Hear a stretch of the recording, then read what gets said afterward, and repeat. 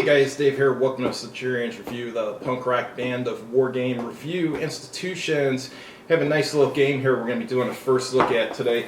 This is Alexander the Great from Avalon Hill. On the side of the box it says, as Alexander the Great command an undefeated army facing a Persian host 3 times your number.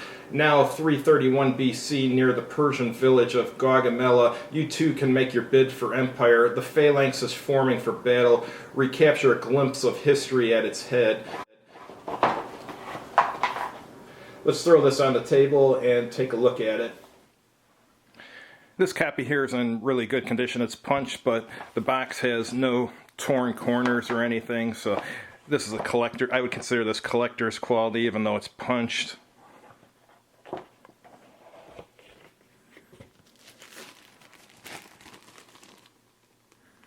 Here's the counters. Counters are very simple, as I would expect from an old Avalon Hill game like this, but they're always functional. Here's some reader survey cards from Avalon Hill, who no longer is in business, unfortunately. We'll look at the rulebook last. Here's the combat results table. Depends on the attacker's morale factor, along with the usual odds and so forth. And here's for morale factors 3 and 4. Avalon Hill dice. Let's take a look at the map. Now, map is mounted, of course. On the map here, the terrain looks pretty decent, actually, for an old game. Nice big hexes, too. On the bottom, it's got a morale status gauge, which has morale factor 1, 2, 3, and 4, and a temporary morale scale. Let me show you the rest of the map.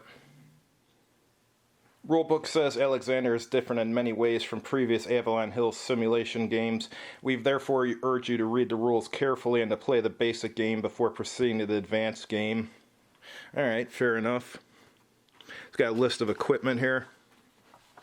Now the basic game rules. Units have attack and frontal defense factor, flank defense, and a rear defense.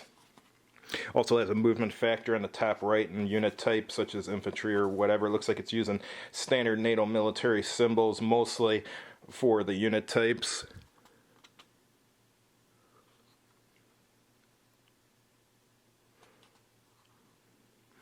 Alright, here's a sequence of play. They're calling it routine of play. Macedonian commander moves all, some, or none of his counters as he desires. Odds of any attacks the Macedonian player wishes to make are now computed, and attacks are resolved battle by battle. Then the Persian commander becomes the attacker and goes through steps 1 through 3 above. Alright, and then the amount currently recorded on the temporary morale scale is added to the current amount showing on the morale status gauge for both players respectively. And then your next turn starts. How to win. Macedonians win if Darius is eliminated and both Persian baggage camps are captured and held simultaneously, or the Persian morale is reduced to 0. Persians win if Alexander is eliminated and the Macedonian morale is reduced to 0. Now it's getting into the movement rules here. Attacking, defending. It's got all sorts of examples here too. And here's your terrain effects. Effects on movement and effects on combat. It's going over missile units here and cavalry and chariots. And elephant rules too. Cool. Mercenaries. And looks like odds of fighting the one with a defender completely surrounded by attackers are odds of 7 to 1. In any case, result in automatic elimination. That's good. Speed the game along. Alright, now it's going over battle resolution. Looks like you have exchange and eliminated and half eliminated results, routes, and move back, and so forth. Now the advanced game begins on page 12. Looks like with this one you have specialized maneuvers.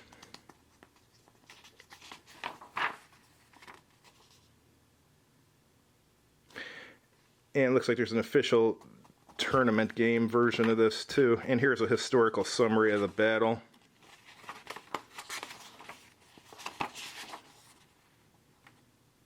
And here's some questions and answers at the back of the book. So it looks like a halfway decent rule book. Thanks for watching, guys. I really like ancient games, so I'm sure I'm going to like this one. I'll let you guys know how it is. I'll do a review or something after I get a chance to try it out a few times. Thanks for watching. If you've tried this, definitely chime in and let us know how it is. Have a good evening.